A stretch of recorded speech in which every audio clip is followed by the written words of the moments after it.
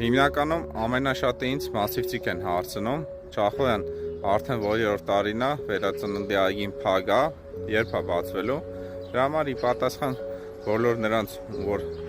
այդքան հետաքրքրում է այդ հարցը, այս տեսանյութն եմ տեսաձայնագրում։ Ուրեմն սա վերածննդի այգին է, որը սենց փակ է, եւ սա էլ ինֆորմացիոն վահանակն է,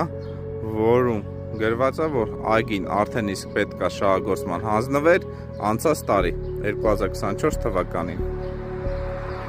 Բայց քանի որ Երևանի քաղաքապետարանում բոլորիս հայտնի է, որ կառավարման ճգնաժամ է տիրում, ոչինչ պատշաճ ժամանակին չեն կարողանում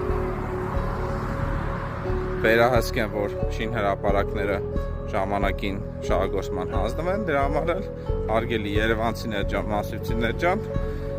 ոչ միայն մասիվն է այս վիճակում գտնվում, այլ ամբողջ Երևանը։ Այսինքն այս այգին ըստ ինֆորմացիոն վահանակի պետք է հանձնվել անցած տարի, բայց մինչ օրս չի հանձնվել ու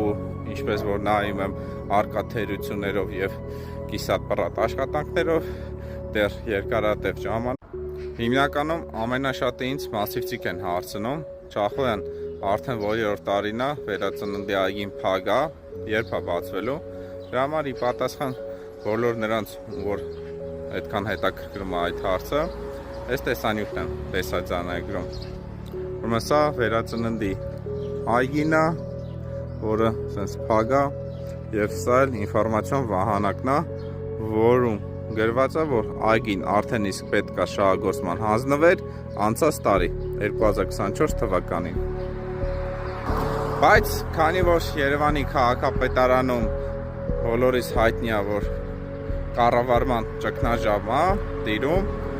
ոչինչ պատշաճ ժամանակին չեն կարողանում վերահսկեն, որ շինհրապարակները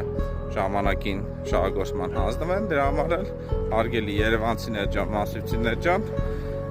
ոչ միայն մասիվն է այս վիճակում գտնվում, այլ ամբողջ Երևանը։ Այսինքն այս այգին ըստ ինֆորմացիոն վահանակի պետք է հանձնվել անցած տարի, բայց մինչ օրս չի հանձնվել ու ինչպես որ նայում եմ արկա թերություններով եւ կիսատ-պռատ աշխատանքներով դեռ երկարատև ժամանակ այն չի հանձնվելու։